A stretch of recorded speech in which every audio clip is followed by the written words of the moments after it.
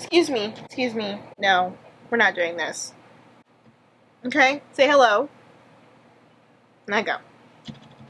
And do not mess with the light, the ring light. Leave that alone. No. Maple, go away. Go play over there.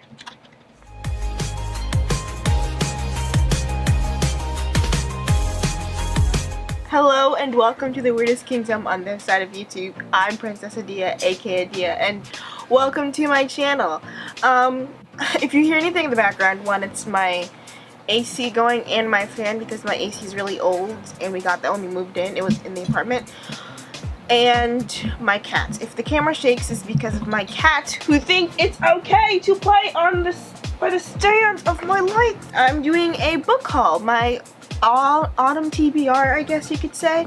I don't know if I'm going to finish these all in the next 3 months. I probably will, depending on just, But this is like the most amount of books I've ordered in like one go before, so I'm still currently on one book that I started before the end of the summer, so I honestly don't know if I'm going to finish all these books. I have like a Goodreads goal, which is like 30 or 45 books, I think, but like honestly, I didn't reach last year's goal, and that was like 30 books. So I just read to read. These are all from Barnes & Nobles. I have a Barnes & Nobles membership, so some of these are on sale, so I did get them for like a cheaper price. The first book I got is Exit West by Mohsin Hamid. And this book, I got this book. This is a book I been wanting to read, and this is one of the books I need to get for one of my classes. It's a seminar class, an art class. Kids or teens or young people, as I say in the book, Nadia and Saeed, who meet during the brink of a civil war. And essentially it's kind of like, it's basically about like their love story and how like they're on different sides, I'm guessing, on conflicting sides. And like, I'm super excited to read this one because I don't read a lot of like books about Middle Eastern characters, and there aren't many that I know of, and I'm super excited to read these. I'm trying to get more diverse character books because not a lot of the books I read usually end up being only about white characters, which is okay, but like not that great because there's a lot more than just white people on this earth and a lot more cultures than that. So yes, so I'm really excited to read this for my class as well as just personally. My next book is The Prom by Sandra Mitchell. If you guys know, I went to the prom for my birthday last summer, and honestly the prom like changed my life, I would say. And when I found out there was like a novel version of it, I loved it. If you guys saw my last video, I talked about like how I read Carmilla, like the novel to it.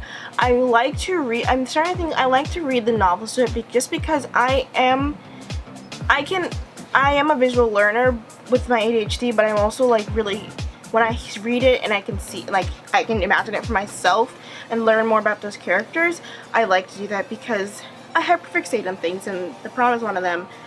And I just really want to see what they do with it, and I also know there's a movie supposed to be coming out on Netflix. I'm a little bit apprehensive because I will say The Prom is my favorite musical. Not everyone's favorite musical is The Prom, but like I just love The Prom. The next book is a book that I actually own the first book to. It's one of my the only few series book that I've like been following so far.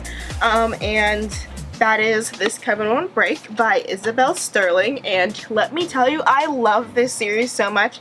Essentially, it's about this girl who, Hannah, who's a witch, and she's also gay, she's a lesbian, and in the previous book, she was worried about, she's in a coven, and, her best friend doesn't know, but her ex-girlfriend and her had taken a trip to New York when they were together, and essentially they got mixed up in some, really bad stuff with some other witches, and they were worried about a blood witch being there because they were seeing some really weird signs coming around. Then she meets this girl Megan, who's her sort of Morgan, and they find out sort of that Morgan is a blood witch, and that's not actually the issue. And so they're on the hunt in this book to find out who the witch hunters are. In this book, they find out it's actually not blood witches they're running from. it's witch hunters, because there's like this whole like satanic thing and animal sacrificing happens, all that kind of stuff. So I just thought it's autumn. It came out in the summertime, like early in the summertime, but like it's perfect for right now, which is lesbian sweater weather. So I'm really excited to read this. This is like one of my favorite, like the first book is my favorite, one of my favorite books, and so I'm so excited to read this. The next book is My Ideal Boyfriend is a Croissant. By Laura Dockrell. And I actually have had this on my Goodreads list for about a couple months now, but I have never been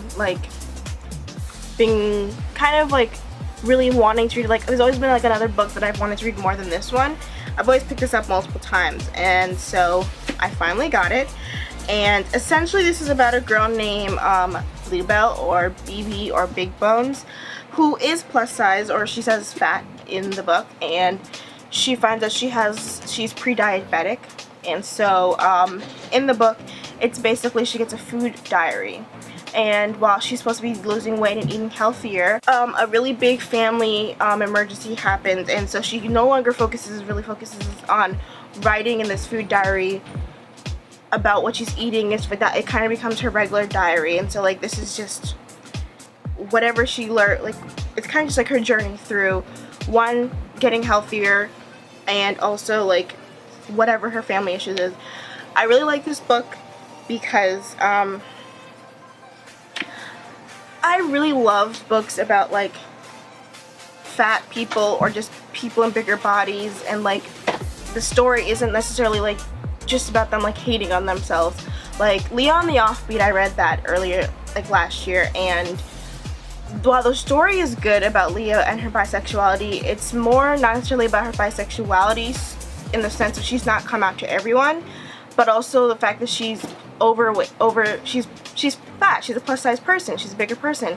And when I saw Love, Simon, that was a big problem of mine after when I read it, because in Love, Simon, the book, it's brought up, like, so when I think when the actress who plays her in the movie is not plus size, it struck a chord with me, because there are a lot of like this misrepresentation of, especially like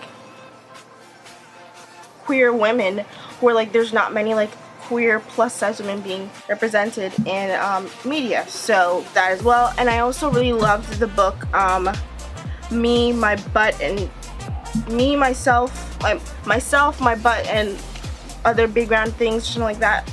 And I read that in my sophomore year of high school, and I really love that book, and this kind of gave me the same vibes as that book. This next book I got is Loveboat Taipei. I actually really wanted this book because Monica Kim really liked this book, and I wanted to read it, and it just seemed like a lot really interesting and really up my alley. And I don't have a lot of, like, again, while I do have like Middle Eastern and there's still Asian representation, I don't have a lot of Asian representation just in general in this book, in my like collection or what I've read. So this is basically about a girl named Ever Wong who like gets sent to this like prestigious like strict educational program in Taiwan, and she like finds out about this like love book, this infamous love book kind of thing that's in this summer school and the summer program, and she like meets all these kind of things, and like she's quite conflicted with about like what she wants her parents want from her, and as well like what the kids like, the roommate and the guy that she kind of likes, and like really being interested, they want to be interested in like Taiwan's like nightlife and like hookups and partying and like clubs and drinking, all that kind of stuff. And so I think this is a really interesting book.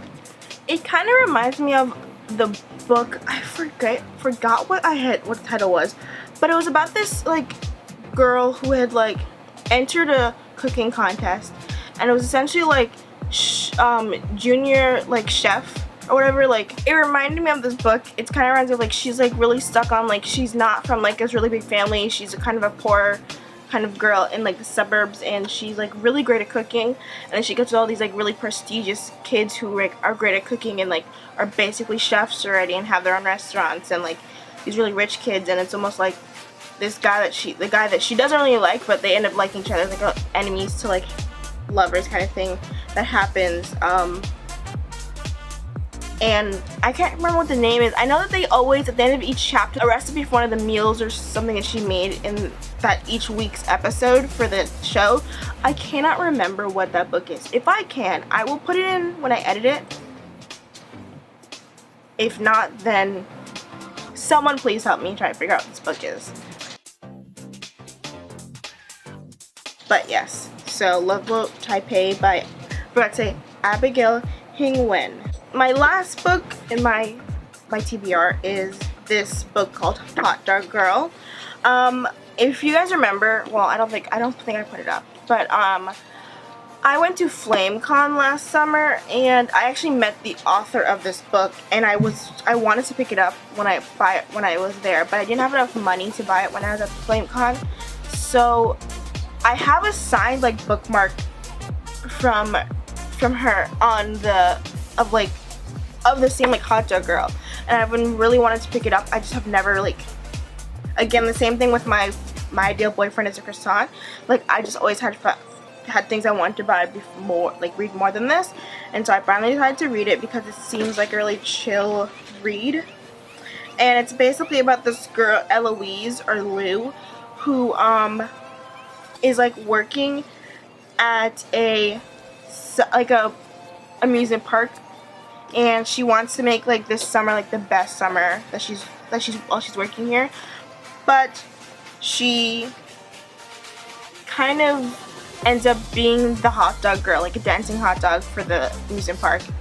And then she also, her crush has a girlfriend, and his girlfriend is one of the princesses at the park. She like has never really liked anyone before, and so she's like sad that this is standing in her way for making it the best summer. And like her best friend Celie is like Lou is trying to set her up with someone, and she's like not okay with Lou's scheme to set her up with someone and with the perfect girl, and as well as Lou's scheme to get close to Nick, the guy that she likes. Also, she finds out that the amusement park that she's working at, or carnival she's working at, is the last summer that they're going to be open because they're closing, and she wants to figure out a way to keep it from closing. This is her mission, is to one, get her best friend Celie a girlfriend, or set her up with someone, get the guy Nick that she likes to like notice her, and well, keep the park from closing, all while being the hot dog girl. I really think this is gonna be like a cool, like quirky read. So that is all my books that I got for my autumn TBR. Hopefully I'll finish the other book that I have right now, and hopefully I won't take too much time out of my school stuff because I'm in college. Let's do the outro together. Thank you for watching. Please like, comment, and subscribe. Ew. Ew, that was so gross. Please like, comment, and subscribe. And we'll catch you in the next video. Bye. Say bye, Maple. Bye. Oh, jeez, go. Bye. Hello, and welcome to the weirdest kink. What did? Yes. Okay.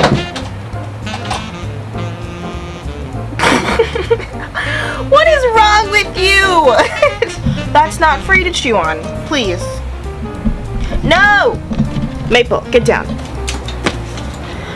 You just like to cause issues, don't you? Go over there.